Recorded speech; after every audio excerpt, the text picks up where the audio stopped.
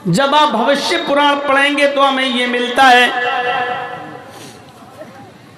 कि शंकर जी की कोई औलाद नहीं होती थी, तो उन्होंने अपनी पत्नी को एक मंत्र दिया, पार्वती जी को। और पार्वती जी जब नहाने लगी तो उनके जिस्म से, उनके शरीर से जो मैल और कुचैल और गंदगी जो निकल रही थी, उस मैल और कुचैल और गंदगी से उन्होंने एक पुत्र बनाया, बेटा,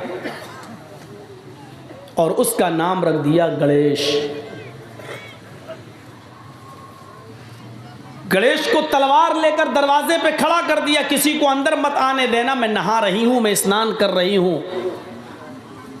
शंकर जी अपने घर आ रहे हैं, गणेश तलवार लेकर बाहर खड़े हैं।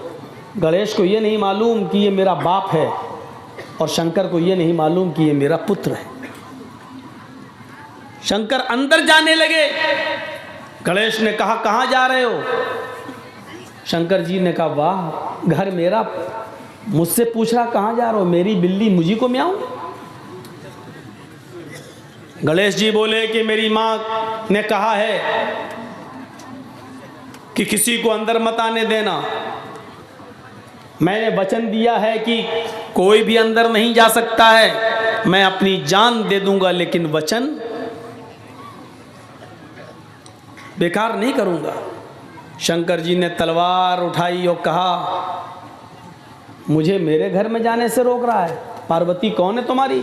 गणेश ने कहा, मेरी माँ। शंकर ने कहा, वाह, पार्वती मेरी बेटी है, मेरी बीवी है, और तू कह रहा मेरी माँ है, मेरा तो कोई पुत्र है ही नहीं। तब गणेश जी ने कहा कि आज ही तो उन्होंने बनाया है। शंकर जी बोले, भगवान मैं हूँ, बनाना पार्वती जी को कैसे आ गया है? दोनों में बहस चली और शंकर जी को गुस्सा आया, उन्होंने तलवार मार दी और अपने बेटे की गर्दन उड़ा दी। अंदर घुस गए। पार्वती जी ने जिद की, ये तुमने क्या किया? मेरे बेटे को, मेरे पुत्र को तुमने मार डाला, उसका वध कर दिया। अब मैं उस वक्त तक तुमसे बातचीत नहीं करूंगी जब तक कि मेरे पुत्र को तुम जीवित न कर दो। शंकर जी ने पूरे जंगल में अपने पुत्र की कटी हुई गर्दन तलाश की, लेकिन नहीं मिली। कहने लगे, पार्वती जी ये क्या हो रहा है? अभी तो मैंने गर्दन काटी, लेकिन वो गर्दन तो कहीं मिल ही नहीं रही है। रास्ते में एक हाथी चला रहा है। शंकर जी ने कहा, अगर इस हाथी का सूंड काट कर अगर मैं गणेश जी के सर की जगह पे लगा दूं और गणेश जी को जिंदा कर दूं तो चलेगा? पार्वती जी बोली, कुछ भी करो, लेकिन पुत्र को जिंदा करो। तब शंकर जी ने हाथी की सूंड काटी और गणेश जी की गर्दन की जगह पर रखकर उनको जीवित किया। तब गणेश जी जिंदा हो गए। धूल की तह जम गई इस वाक़े पर। हमने बहुत ढूंढा, बहुत तलाश किया, इस किस्म का कोई वाक़या कुरान और हदीस के अंदर भी मिल जाए ताकि हम अपने हिंदू भाइयों को बता सकें कि देखो ये चीज़ हमारे यहाँ पर भी पाई जाती है।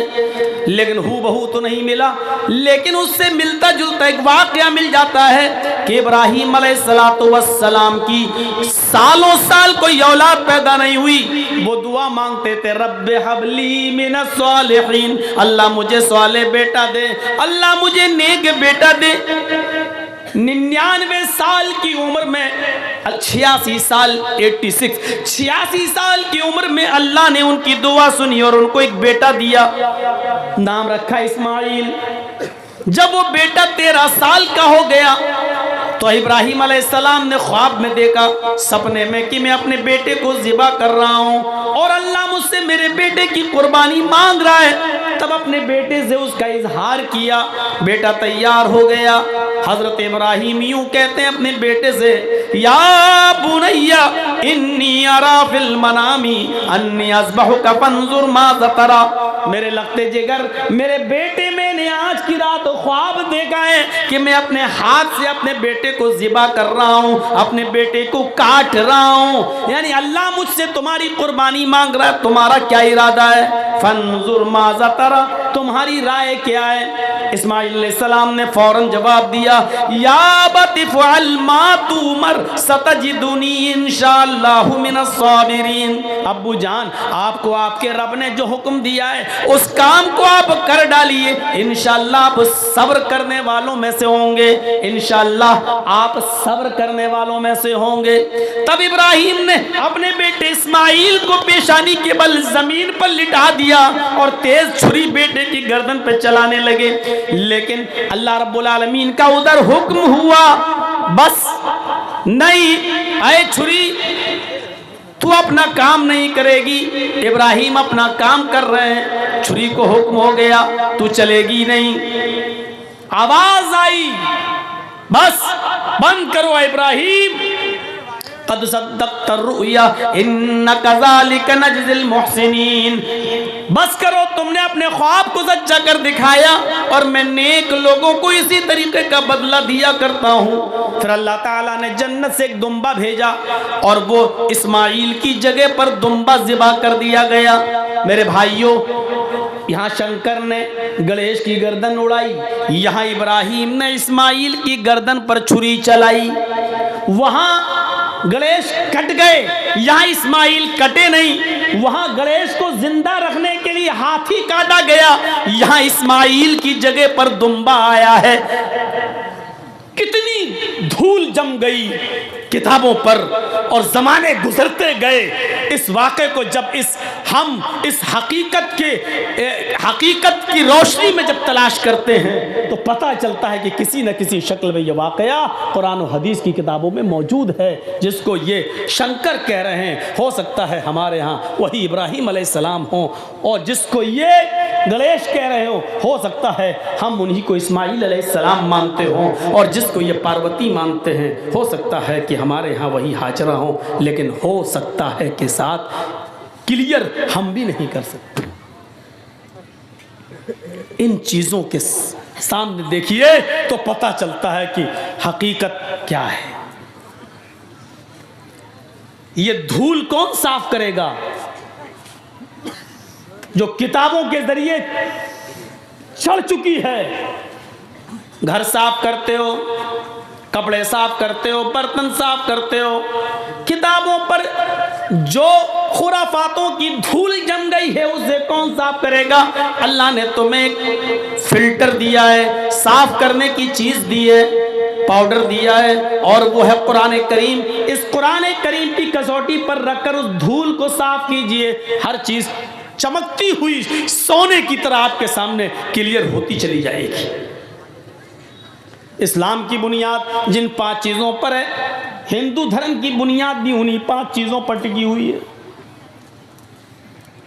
बुनियल इस्लाम अला खम्सिन शहादती अल्ला इलाहा इल्लल्लाह व अन्ना मुहम्मदर रसूलुल्लाह व इकामिस सलाह व ईताइज ज़काह वल हज्ज व सौम रमज़ान। इस्लाम की बुनियाद इन 5 चीज़ों पर है। शहादत अल्ला इलाहा इल्लल्लाह, इस बात की गवाही दो कि अल्लाह के अलावा कोई माबूद नहीं। वो अन्ना मुहम्मद रसूलुल्लाह, और मोहम्मद अल्लाह के रसूल हैं सल्लल्लाहु अलैहि वसल्लम।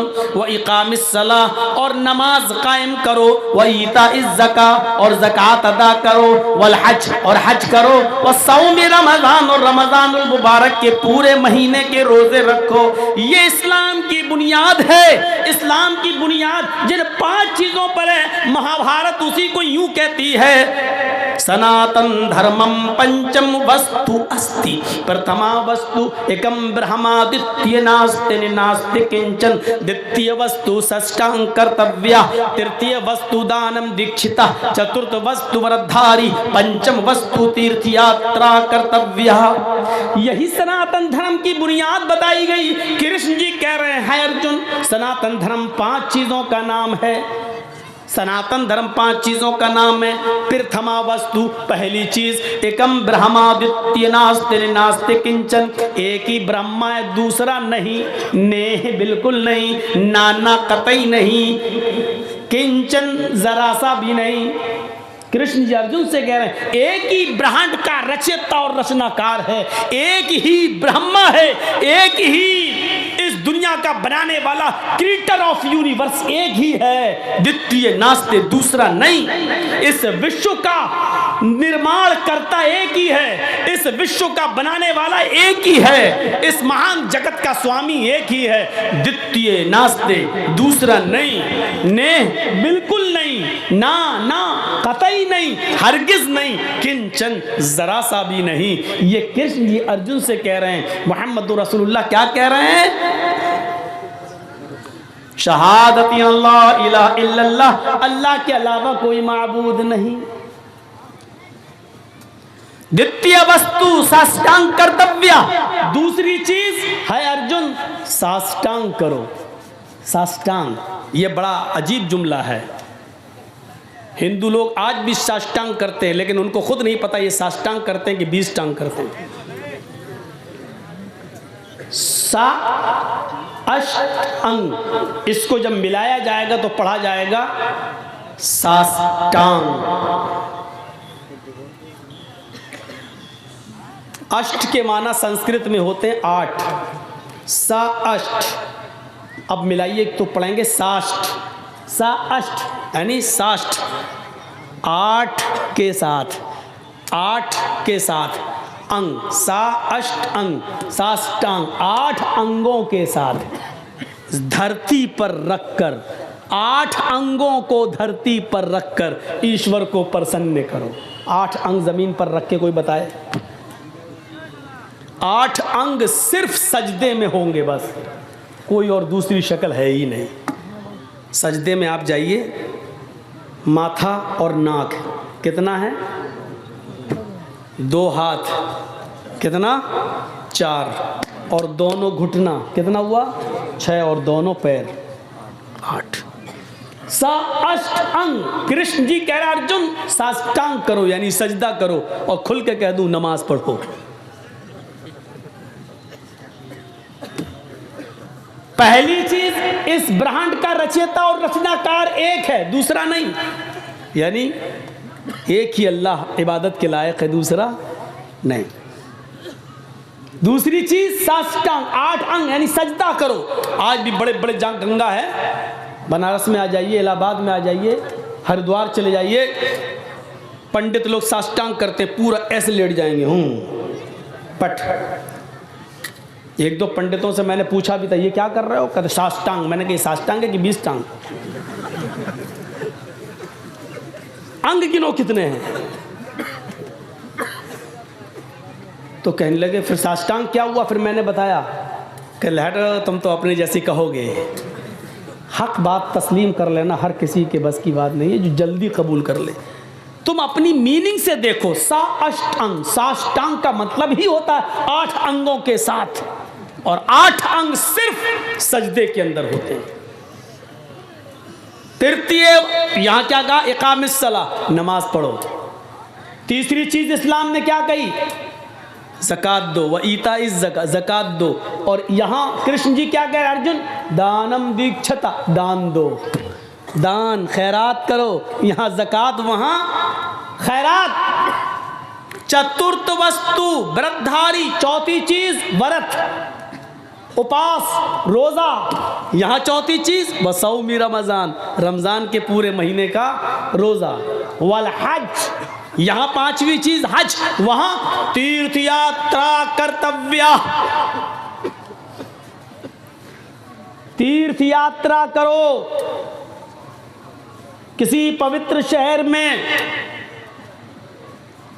गंगा जलेश्वर भवती, जहां गंगा का पवित्र जल मौजूद हो, ऐसे शहर में चले जाओ जहां गंगा का पवित्र जल मौजूद हो।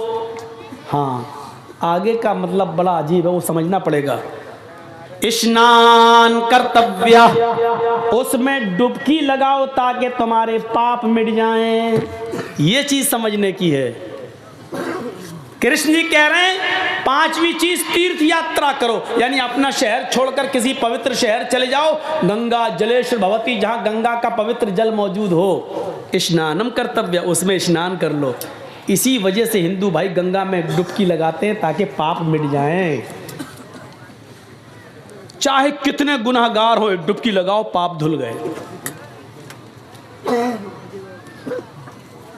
जबकि इसका मतलब ये है, किसी ऐसे शहर में चले जाओ जहां गंगा का पवित्र जल मौजूद हो, जहां पानी ऐसा मौजूद हो, और उसमें डुबकी लगाने का मतलब यह कि उस शहर में चले जाओ, गंगा जल में पवित्र शहर में चले जाओ का मतलब यह है कि मक्के में चले जाओ, और डुबकी लगाने का मतलब यह है कि मक्के में दाखिल हो जाओ, यानी हज करो। हमारी हदीस कहती है, नबी अकरम ने फरमाया कि जब कोई हज के मैदान में, अरफात के मैदान में जब हाजी हज करता है और कहता लब्बैक लब्बैक अल्लाहुम्मा लब्बैक, तो गोया कि उसने अपने गुनाहों से अपने आप को पाक व साफ करा लिया है। फरिश्ता आवाज देता है, आए हाजी, आज तुझे अल्लाह ताला ने गुनाहों से बिल्कुल ऐसे पाक व साफ कर दिया जैसे तू अपनी माँ के पेट से आज ही पैदा हुआ।